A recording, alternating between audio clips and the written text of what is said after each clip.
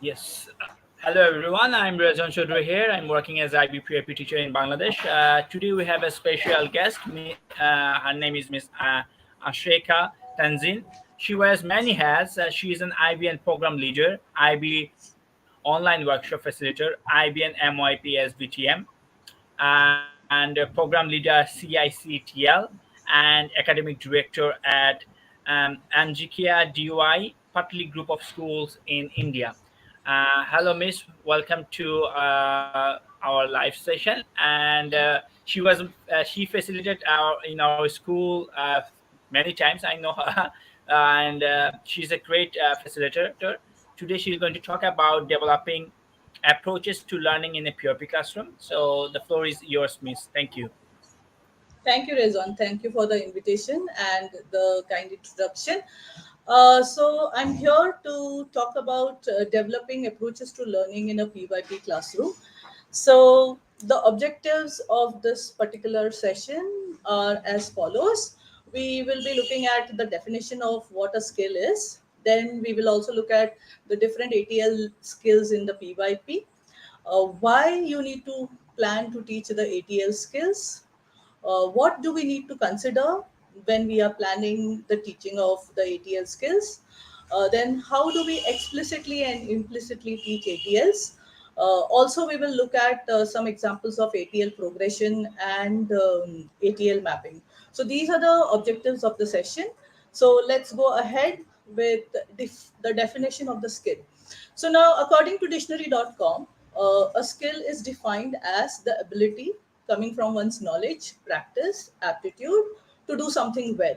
So this is the actual definition the of a skill. Now let's look at key skills that a lifelong learner shows. So what are the skills that should be there in a lifelong learner? So these are the main important points that we are looking at. So a lifelong learner should know how to set learning goals. They should plan out their study. They should ask good questions. Now, when we talk about questions, these questions have to be probing questions. Uh, they need to generate motivation and perseverance. The the lifelong learner knows how to process information effectively, so they have the information literacy and the media literacy skills. A lifelong learner should know how to work according to the deadlines, so they have to be organized and work on their very good with time management. They should reflect on their achievement, and when we are talking about achievement, we are not just talking about the goal, we are talking about both the process as well as the content. And a lifelong learner should be able to make changes to their learning processes where necessary. So you have to be open minded and you have to be a risk taker in order to be a lifelong learner. So these skills are required. So what are we doing as an IB school? How are we making sure that these skills are inculcated in our students? So going ahead, these are all learning skills. The tabular column that is here over here, these are from the 21st century skills. And if you look at it, the 21st century skills are similar to the ATL skills that are there in the IB. So my question would be, do your students have these skills? Do they have the four C's of critical thinking, creativity, communication, and collaboration? Do they have the skills of digital literacy? And do they have the skills of flexibility, adaptability, self-direction, social skills, leadership, responsibility? Do they have these skills? So now if you say that yes, they have these skills, then how do you know that they have these skills? So what do you do?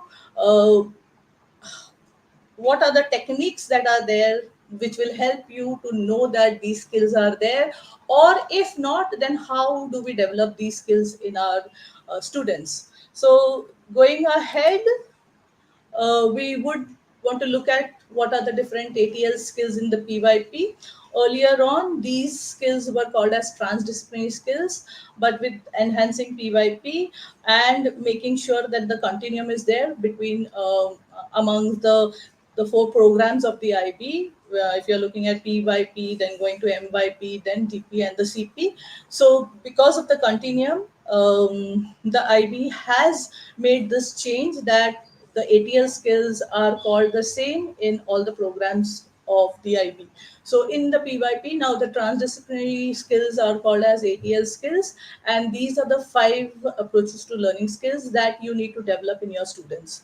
So the skills are communication skills, social skills, self management skills, thinking skills, and research skills. So these are the 5 skills, main skills that need to be taught.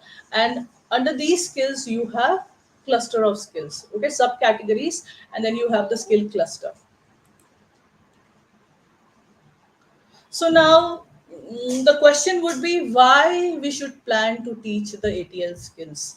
Okay, so if you look at the PSP 2020, we have the 4 standards of purpose, culture, learning, and environment. Now, if you look at those 4 standards, if you look at standard 4, that is learning, and if you look at learning, under it, ensuring effective education, there is a standard 0402 where students, as lifelong learners, we need to make sure, the schools need to make sure that they develop the students ready for further education and for life beyond the classroom. So for this, what are the practices that school needs to develop in their teaching learning program? So lifelong learners, students, they actively develop thinking, research, communication, social, and self management skills. So this is the particular practice that we are looking at, which will give you evidences of what are we doing in order that our students develop the 5 major ATL skills. Okay, so we need to plan the ATL skills so that our students are ready for life and ready for facing the world beyond just their education. Okay, so these skills are very necessary. So this is the standard and the practice which will guide us to understand how and why we need to plan to teach the ATL skills. So now, for planning of ATL skill, the other practice that is there is coherent curriculum 2.2. Now, this is also in learning. Teachers plan and reflect collaboratively to consider connections and relationships between different areas and reinforce shared concepts, content, and skills. So, this is the particular practice that we have in the PSP 2020, which talks about planning for ATL. So now for this, we need to look at this question. What are the planning processes that we are implementing in our school in order to meet the above requirement? So we need to think about the process or what are we doing so that we implement the ATLs in our teaching learning in our schools. So if we have to put ideas together, if we have to think about ATLs, why and how, so then my question would be we need to reflect and think about what does ATL planning look like in our school. So as a group, as PYP teachers, along with the pedagogical leadership team, you will have to think about how does ATL planning look like, and then you need to plan and create the ATL progression or create a mapping of how ATL is taught in your classes in the PYP, right from playgroup to grade 5. And then what are the teachers doing in those learning experiences? How are they teaching? What techniques are they using to ensure that the students are learning the 5 main ATL skills? Okay, so if we look at it, mm, so you will ask me, what do you need to consider if we have to plan the ATL in the PYP? Then how do we do it, and what do we need to consider if we have to create some planning documents, or if we have to start thinking about how ATL is taught in my PYP classroom? So the first document that you need to see would be your subject scope and sequence. So in the PYP, I know that the subject documents are still under review, but till it is not given to us, we continue using the scope and sequence that is already there. So you look at the language, science, mathematics, social studies, arts, and the PSPE scope and sequence document, language. Look at the scope and sequence document, and it has examples, or it has a list of skills that the students need to know for that particular subject. So you look at the scope and sequence. The next slide will actually show what are the skills. I have put slides which show the subject specific skills. The second thing that we need to consider while planning the teaching of ATL is your learning outcomes. Okay, what are the learning outcomes that you are looking at, that you are going to teach and you are going to assess in your students? So if a particular learning outcome is there, then what are the skills needed to ensure that the students have achieved that particular learning outcome? The third thing that you need to consider would be your formative and summative task. Now, if you give a summative task, and in order to do that summative task, students need a set of skills. So these skills, see, I believe, and it is correct, that you cannot assess what you have not taught. So unless you have taught a particular skill or content, you cannot assess it, right, in your summative. So if you are going to give a particular summative task and that requires a set of skills, then what are you doing in your classes? Now this would include the last point, learning experiences that build to the summative task. So what are you doing in your classes, and what activities are happening, what strategies are being used in order to teach those skills that are required for a student to do the summative assignment, or to do complete the summative assignment. So these are all the important things, important points that you need to consider while you are planning for the development of the ATL skills in your students. So here is an example of an ATL which is aligned with a skill. So if you look, this is particular document that I have put over here on my right hand side. This is a page from the science scope and sequence. So if you look at this part, okay, this part which I'm showing right now, these have all the science skills. Okay, so one of the skills that is there in these points, I have just taken over here, the science skill of planning and carrying out systematic investigations, manipulating variables as necessary. So if I have to teach this particular skill, if I'm going to give a student an assignment where the student has to do an investigation, and they have to think about what variables are they going to use, what are they going to keep same, what are they going to change, what are they going to measure. So if they have to do this, then we need to teach them these skills so that they are able to write their lab investigation and carry out their lab investigation. So you could do an activity as a formative task in your class so that they learn those skills, and then that can be transferred while doing the summative assessment. So an example of an activity I have given over here is pushes and pulls can have different strengths and directions and can change the speed or direction of its motion, or start or stop it. A change in motion of an object can depend on the effect of multiple forces. So this is a particular task that I am giving to the students, and then I will ask them, okay, what will you investigate, what will be the variables that you are going to change, what will be controlled variables, how are you going to do this experiment, what method are you going to use, what apparatus are you going to use in order to do this experiment. And once the student is taught the process of the scientific method of how to come up with a research question, how to write your hypothesis, how to write the materials required, the safety issues, safety concerns taken into consideration while doing the investigation, the method, how do you collect data, what is the raw data, how do you process data, and then how do you write a conclusion and then evaluate the investigation. So when you teach all these steps,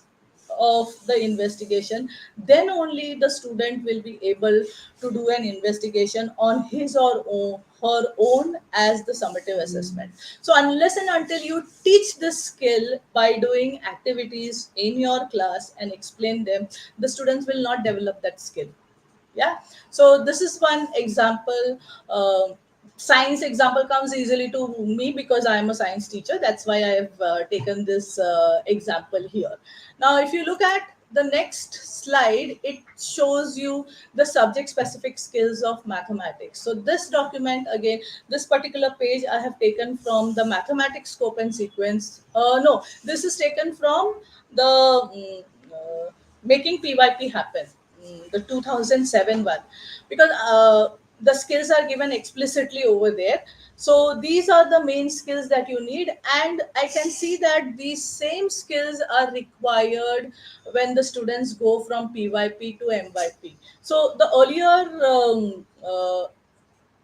this earlier example also, where I'm talking about planning and carrying out systematic investigation, when the student comes from PYP to MYP, 50% of the weightage of the summative assessment is for investigations for criteria B and C.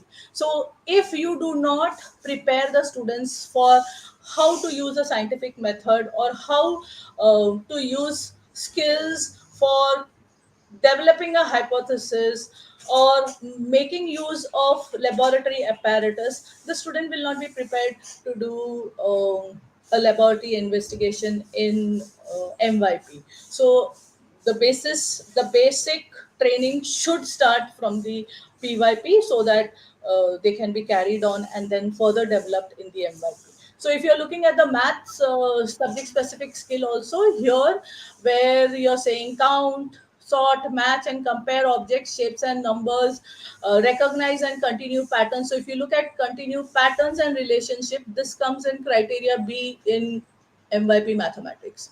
So use mathematic vocabulary and symbols, using including informal mathematics vocabulary and symbols come in criteria C when they are communicating in mathematics. So if you see over here, these skills, they align very well with the skills that are required for the MYP. And also then it continues to the diploma program. The students have to do explorations when they come in the diploma, and when they have to do math is a compulsory subject, so they have to do their IA, which is an exploration. So these, unless and until we teach the skills right from the PYP, it will not get developed, and therefore the students will be lacking in those skills when they come to MYP and then go to the DP. So these Miss, skills there are is a very. question. Uh, Yes. there is a one question. What activities would you plan for research skills to KG students? I mean, maybe the participant wants to know about what kind of activities we can do for earlier students So to in develop their research skills. earlier, okay, with the earlier students, it would be mostly activities in the library, or also asking them questions. Mostly it would be oral, because they are still not, they have still not developed their writing skills. So maybe you would have some They're taking activities where. interview. Sometimes they're taking interview of their parents, their friends. That can be a part of a research skills, I That think. could be an example of collecting Then information. collecting data and information through survey, Yes, yes, they can right. develop the research skills. I will be going through explicitly teaching of the skills also. I will be coming ahead uh, in my further slides. Okay, so now you have spoken about resources in about research skills. Okay, in social studies you have to teach them research question, because they have to come up with questions and look at different evidences that show about historical past. So I know that my students, they are doing something on exploration, right? So if they have to explore something, they do have to either interview, it could be primary sources like asking people, your grandparents, okay, the people who are older than us. So that would be one form of collecting information literacy. Okay, collecting information for research work. Now the last point over here where we say assess the accuracy, validity, and possible bias of sources. Now, evaluation of sources, whether the sources are authentic or not, okay, reliable or not. So in the MYP, I know that the humanities, the INS teachers, individuals and society teachers, they teach a technique called as OPVL technique for evaluating sources. So this is a particular website. Okay, I will show you the link here,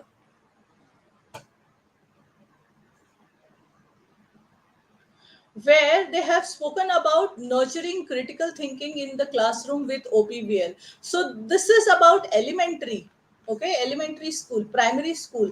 So how do you teach them the OPVL technique for evaluation of sources? So you analyze a text. These are the questions that you can ask. Who created the text? When and where was it created? Who published it? What do we know about the author? Okay. Then consider the purpose. Why have they used the W questions? Okay. Why? When? Okay. What? Then you find the weakness and strengths of the information that is given. Okay, so OPVL technique is one technique which helps you in evaluating your sources, this assessing the accuracy, validity. So you will have to come up with a template. I know that there is a ready-made OPVL template for MYP and for DP, but then first of all, to know that there is this technique is important. There is another technique called as CRAP test, CRAP. Okay, this even social studies teachers know. Again, it is used for evaluating sources. So if you know this technique, you can just study it and you can break it down, scaffold it for your students to understand how they will be able to evaluate the sources or sources of information or whatever information they get from online, whether it is authentic or whether it is fake. Okay, so it is very important for you to teach this as a social studies teacher. So this is one. These are two techniques that have to be taught. Please Google, search, and think about how you are going to create a template for your students in order to learn this particular information literacy skill, which is required for social studies. Okay, so it's a subject specific skill. Then the next example of how ATL can be developed would be aligning the ATL with a summative task. Now, this example I have given of middle school, but you can maybe think about it and then come up with another example, or maybe Rezwan, you can think about it and you can add to my explanation right now over here. So when I'm going to teach chemical reactions in the middle school, and the summative task is a scientific investigation, it's a lab. Okay, it's an investigation that the students are doing, but right now I am not looking at critical thinking skills or communication skills. My main skill that I'm looking at right now for doing this scientific investigation is social skills. Okay, whether the students are able to work with each other and do the investigation and collaboratively collect the data and give meaningful feedback to their classmate. Okay, after writing their lab investigation, they read it and give meaningful feedback to their partner or to their peer. So this is my main ATL cluster that I'm focusing on. It is collaboration, and the skill indicator is give and receive meaningful feedback. This is one skill that I want to teach through this summative investigation. Then what will I do? Students will practice giving and receiving feedback on their chemical reaction investigation. So what I can do is, if this is a skill that I have to teach, give and receive meaningful feedback, then there is a strategy of using um, learning ladder or feedback ladder. Are you aware of that, Rezwan? Ladder of feedback. No, miss. I'm not aware of Okay. it. So 1 minute. Okay, I'll just go to this link because it will take me to this particular. Okay, so if you Google ladder of feedback, okay, You will get this. So this is a technique that I use even when I'm evaluating my coordinators. Okay, I have to evaluate my coordinators and give feedback, right, on their appraisal. So what I do is I will first clarify. Okay, I will ask questions. Suppose if I have got, as a student, I have got a lab report of, you and I are peers, okay, and I am giving you feedback on your lab report. So what I'll do is I will read your lab report, and there would be some places where information is not clear, so I will clarify. I will ask you questions. Okay, why did you write this? What happened over here? Okay, I will clarify. Then I will tell you the strengths of the lab. So I will say that, suppose if your materials required, you have written very well, accurately. So I will say that, you have written your lab requirements accurately, you have written your hypothesis correctly, and you have also given the reason why you are predicting this thing. So value is giving the strengths, whatever is correct in your work. All the I positive will. things. Yes. Then next would be concerns. Concerns is the weaknesses. So if you have not written your lab report, you have said that I will Areas do to this improve. and I will do that. Then I will tell you that, okay, you will not write I will do this, I will do that. You will start with a verb and you will write in third person. So take a beaker, add 20 ml of water, okay, like that. So then I will tell the weaknesses. Okay, this is not to be done, it has to be done this way. And see, the concerns and the suggestions would come together. Once I will say that, okay, this is not written properly, and then my suggestion would be, you should write in third person, you should start with a verb. And then I will thank you that, the ideas were good, and I can see that you're working on your work, and then give thank you. Okay, so this is a ladder of Amazing, feedback. miss. Thank you so much. Yeah, this would be Today I have one learned this technique. one. I'm going to explore again. Yeah, so this is one technique that, you will teach your student, right? This is how you give feedback. Now the same thing you could give for any of the subjects, right, when you have to give and receive feedback. So this is one strategy that you could use for, um, giving and receiving feedback. Okay, all right. So, this was about it. Okay, student, practicing giving and receiving feedback on their chemical reaction investigation. So unless and until you teach them, they will not know how to use it in their summative. So you will have to do a task in class. Okay, now how do you teach explicitly? Okay, you can teach ATL skill explicitly through the various activities that you are going to do in your class. So one of the skills that is required for science is to use scientific vocabulary to explain their observation and experiences. This is the main skill that you have to teach the students. Okay, so then how are you going to teach this skill? You are going to do an activity of creating a word wall. I know that PYP always have word walls in their classroom. Okay, so this in science also you can have a word wall activity so that you can improve. So this is a particular technique explicitly where the students are writing those words and putting it on the word wall so that they know scientific vocabulary.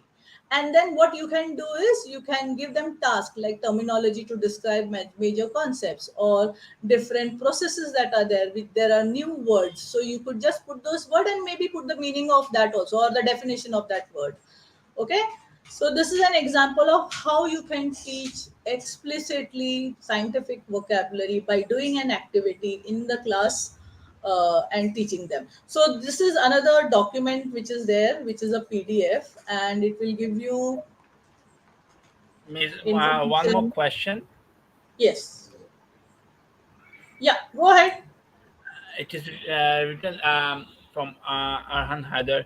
Like you have mentioned, can we use pictograph for earliest? Maybe they're talking about mathematics. Yeah, yeah, yeah, yeah, Pictograph sure. can be Yes, yes, yes, yes, yes, you can for use pictograph. earliest. Yes, there are a lot of yeah, there are a lot of fun activities we can apply in for earliest.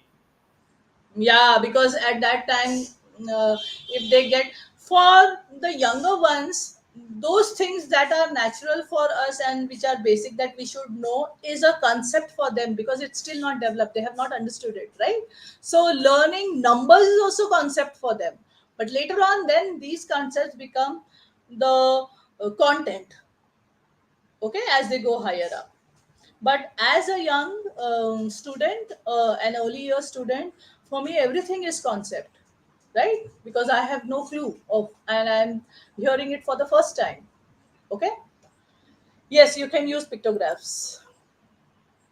So, now another example of explicitly and implicitly teaching ATL. This is one example. Communication. If you are going to teach students to paraphrase accurately and concisely, how will explicit teaching of the skill look like? So now, if I'm going to if I'm going to tell my class, okay, as a homeroom teacher, during homeroom time, when you have the first 15 minutes, after taking attendance, 5 minutes, all the students will read a news article and they will write it on their own words and they will share it with the class. So if they are going to do this activity where it's not subject specific, right, you are just teaching them how to paraphrase accurately and concisely. So this is an activity which I'm going to do. So there, when I'm going to teach them how to paraphrase, okay, you have to write like this, okay, in your own words. It cannot be very short. Okay, you are not doing pressy writing, you are paraphrasing. So when you paraphrase, you write it in your own words, but you cannot make it very small like pressy. Okay, so if you are going to teach this specifically by doing an activity in the class, then it would be explicitly teaching the skill. Another example of explicitly teaching of skill is, I teach grade 6 science explicitly how to do note taking. Okay, so the students learn how to do note taking in the science class. I teach them the Cornell note taking method, I teach them other methods also, and then they can choose, pick and choose what method they want to learn, but they are taught that particular method explicitly. You cannot tell that, okay, take notes. No, you have to teach them how to take notes. There is a technique of note taking. So that would be explicitly teaching a skill. Now, what do you mean by implicitly teaching a skill? So when students, they are reading Babe the Gallant Pig, this is a story, okay, about the pig. So when they paraphrase and they write their key quotations and they summarize the key ideas in their journal, then what they are doing is they are implicitly paraphrasing, learning how to paraphrase through the language, through the book that they are studying. So that is implicitly doing it. Okay. Even when you give comprehension and put questions and tell them, okay, write answers in your own words, what are you doing? You are teaching them how to paraphrase, right? But that is implicitly done through comprehension in your English class. So I feel that when the students come to the diploma program or to the MYP 4 and 5, there is very less time for the teachers to focus on explicitly teaching of skills. Why? Because they have certain content to cover for. I know it is sad that we are teaching for exam, but that is the truth. So you have to teach them the content, and the syllabus has to be completed. So I may not have the luxury of time to explicitly teach a skill. So it is a good idea to start teaching the skills explicitly. I'm not saying that PYP don't do work or they have the full luxury of time, but still you can teach the students the skills explicitly, because you still have that scope of you know mm, the time boundary. You still have that scope of teaching a particular skill explicitly. So it's a good idea to teach explicitly the ATL skills, especially in the PYP and the founding years, MYP 1 to 3. The teachers should spend time to teach skills explicitly, and of course Miss, there these is same one more skills question. should be taught implicitly when they come to MYP 4, 5, and DP. Yes, Rezwan. The question is from Sunday Bajpai. Should we use criteria A, B, C, D in PYP as like MYP? If So, see, if given a choice, what I would want to do, if a school is a continuum school, what I would want to do is, along with the review of the curriculum to see whether the curriculum is vertically properly articulated or not, I would also look at reviewing the ATL skill progression chart. Okay, look at how the ATL skills are taught. Now, how do you teach the ATL skills? ATL skills, they can be subject specific ATL skills, and they can be also general ATL skills. So there are skills like mindfulness, wellness, time management. These skills where we cannot teach them through a particular subject in the MYP. Maybe I would do some advisory classes, or even in the PYP I would teach those skills explicitly, and not according to the criteria. So if you're looking at the scope and sequence of the PYP over here, if you look at the subject specific skills, these skills have to be taught in your mathematics. Okay, but what kind of activities are you going to teach in, or what techniques are you going to use? So use mathematical vocabulary and symbols. So maybe there should be a word wall. Okay, that would be a technique to make the students understand what mathematical vocabulary is. So yes, it would be a good idea if I could look at criteria ABCD strands, and then maybe put these also in those strands and see how we can teach them through the different activities that we do. So if that kind of dialogue happens between the PYP homeroom teacher who teaches mathematics and the mathematics department, nothing like it. Then I will not say, see, I used to have always a problem when the student used to come from PYP to MYP. The first 2 months goes as MYP. I have always taught MYP 1, grade 6. But in the many years of teaching MYP 1, I have seen that students, when they come from the PYP, they don't know how to do average, they don't know how to draw a graph, they don't know the difference between a bar graph and a line graph. Even if they know the different types of graphs, they don't know that if this is the data, then what do I have to draw? Do I have to draw a bar graph, or do I have to do a line graph? So this understanding is not there, and this can be improved when the homeroom teachers who teach that subject sit in the department with the MYP and the DP teachers and think about what activities or what do you need to do in order to teach that particular skill that is required for the next program. Okay, is the question answered, Rizwan? Okay, so going ahead, what planning process is PYP currently using? So this is a question for all the schools. What planning process are you using? I know that many schools use Toddle, and on Toddle you can pick and choose your different ATL skills that you can plan for a particular unit. But what is the progression? How does progression look like? How are you mapping? Okay, these are my questions for you to think about. Okay, so going ahead, so what next? What can you do about ATLs? If you are going to look at PYP, then how will I'm not talking about addition of documents. These documents are already required in the MYP, and we also do it for DP. So how will PYP look like? What do you have to show in terms of how are the skills progressing from play group to grade 5? Okay, and what are you doing in order, how do you know that these are all the skills that are taught from play group to grade 5? So how are you mapping it? So my question would be, how do we presently ask our students to demonstrate their proficiency with ATL skills in the PYP? So when you are talking about proficiency, we are looking at progression. So if you are going to say that students know how to interpret data, then how does it look in play group? How does it look in nursery, senior KG, junior KG, senior KG, grade 1, grade 2, grade 3, grade 4, grade 5? How does the progression look like in those classes? Okay. And then also, how do we presently plan for increasing ATL skill complexity in the PYP? So how will it differ from grade 5?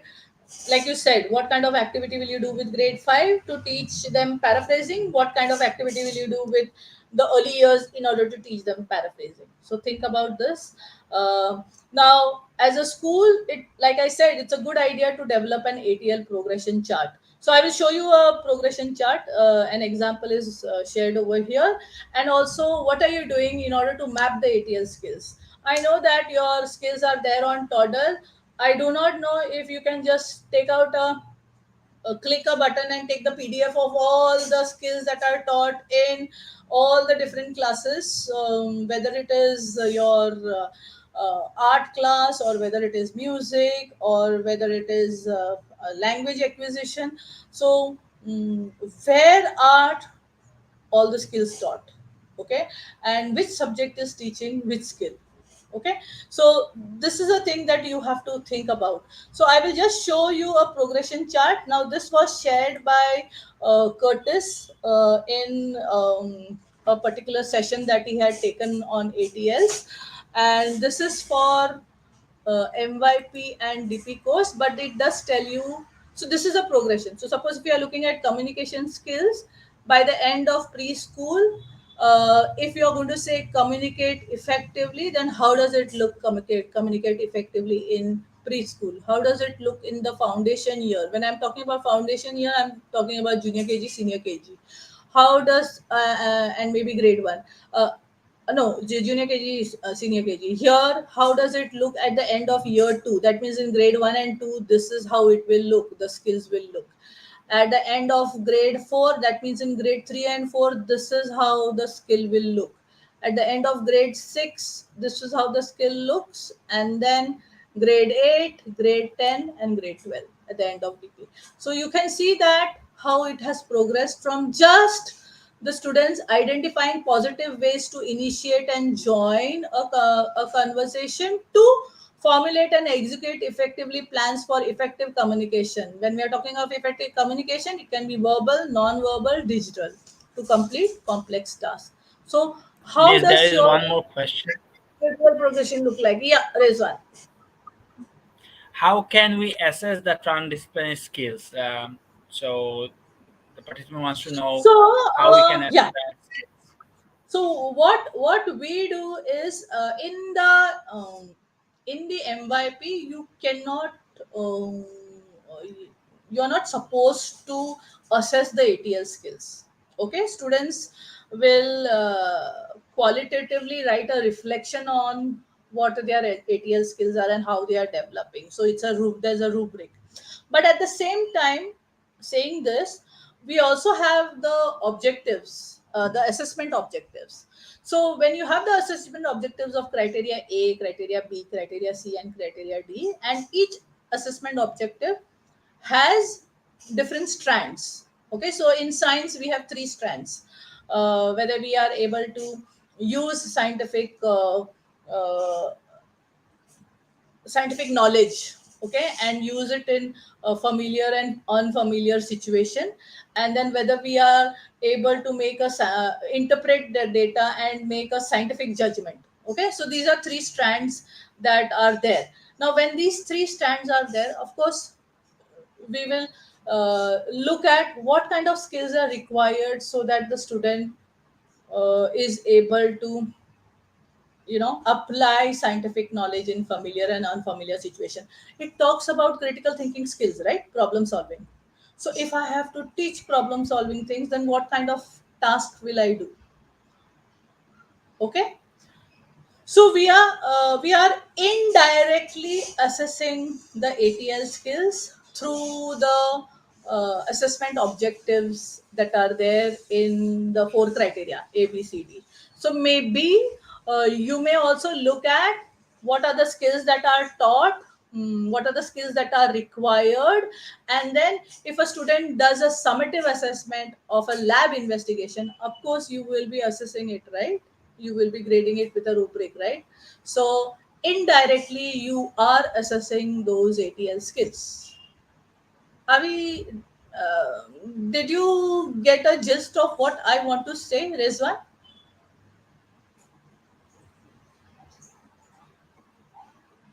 Okay. Should I summarize the thing? Yeah, yeah, go ahead. 1 minute, huh? Let me. I just showed you the ATL progression chart. Let me show how you can map your ATL skills. Now, this particular mapping, uh, uh, this was shared as a document by Lenny Dutton on her Google sites, Excited Educator. So if you just type Excited Educator ATLs, you will get this kind of mapping sheet. So what I did is I took the idea from her, and then if you look at the PYP ATL skills, these are all the ATL skills, right? The thinking skills is there, the skill category is there, analyzing, evaluating, forming decisions, generating ideas, these are there. This is from your learning document, the from principle into practice. And then these are the minute skills that are there. Okay, so if I have to teach this skill, observe carefully in order to recognize problems. So in play group, okay, in play group, in your particular subject, which subject, suppose it is English, what is the unit title? Okay, the UOI, what activity am I doing in order to teach this? Okay, this particular skill I can write over here. So if I have to teach the same skill in nursery, okay, which subject is doing it? Okay, which subject is doing it? Suppose I'm doing it in my UOI, or suppose maybe I'm doing it in music. So music, what is my unit title, and what is the activity that I do in order to teach this skill? Okay, so what is happening over here is these all skills I will be mapping, okay, right from playgroup to nursery to junior KG to senior KG. What are the activities that I did in the class in order to teach this skill? Okay, then what will I do to teach this skill? Then this skill, then this skill. So this all thing will be filled in right at the end of the year. These all for research skill also. What activity am I doing in order to this skill in play group? Okay, communication skills. These are all the skills. Okay, social skills, these are all the social skills. What activity am I doing? Self management skills, these are all self management skills. What activity did I do in which unit? If it was advisory, then say advisory class. Okay, or if it was circle time, then you write circle time. Okay, but what activity did I see? So if I have this document, I will get a clear picture of what skills which grade is doing and what activity is being done in that particular, for teaching that particular skill. So similar one we had for secondary also. I'll show you the template here. So again, communication, these are all the skills. So MYP year one subject, which subject is teaching this particular skill. So here, if it is English, math, science, that's why 3 lines over here. Okay, so again, for your document here, you can make 3 lines, and then it can be English, math, science. So for this particular skill in playgroup. Okay, so this is how you can map your ATL skills, and then it is visible to everybody who is doing what skill. Otherwise, on a particular platform, on ManageBack and on Toddle, everything is there, but we don't know who is doing what.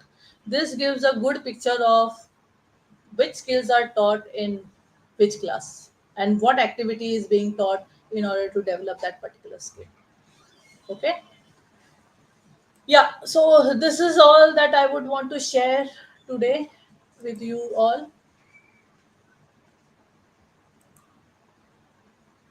Yeah, the 1 minute. So, I will share the presentation with you, and anybody, maybe on the link I will put it as a comment, and then you can have access to this presentation also and the websites that are there on that particular PPT. Okay. Okay. How many skills should we teach in early years? See, we are not saying teach There is one everything. more question. Yeah.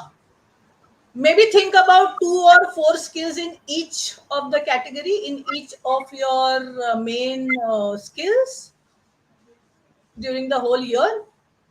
Go slow. You don't have to teach all skills, everything. You pick and choose. Look at what is most important to teach at that particular grade, so that a base is there for them to take it ahead in grade 1. Okay. Yeah, go ahead, Rezwan. Do you want to say something? I'm done with my presentation, and I hope this has been useful to everyone, and um, an understanding of how a progression chart would look like, and how you could map the skills throughout the whole year, right from nursery to DP2. If it is a continuum skill school, then it's a good idea to have that progression chart. Yes, Rizwan.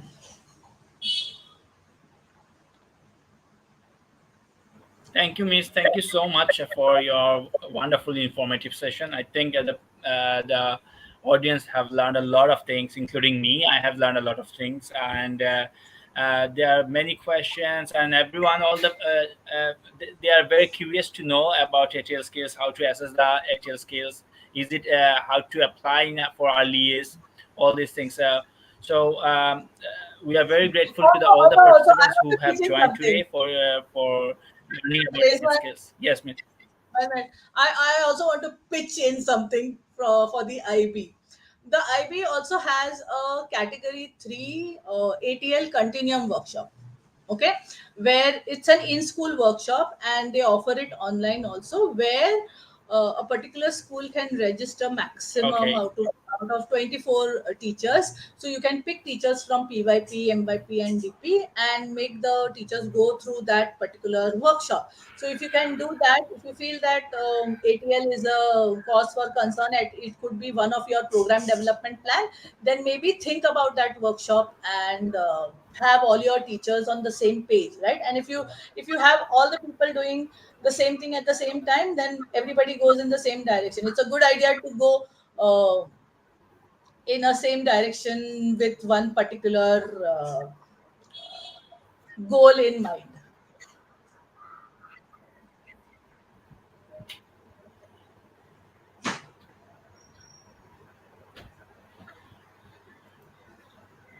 I'm going to share the screen, and can you see the exit ticket? Dear participant, if you would like to be a presenter here, you need to fill up this form. I'm going to give the form link in the chat box, so you'll be able to complete the form from the chat box, and you have to fill up it if you would like to be a speaker here.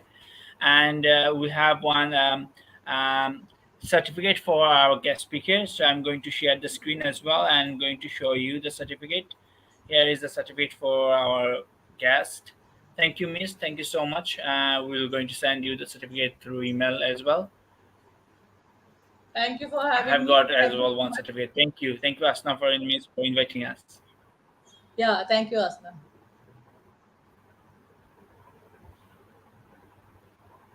So I'll leave the studio.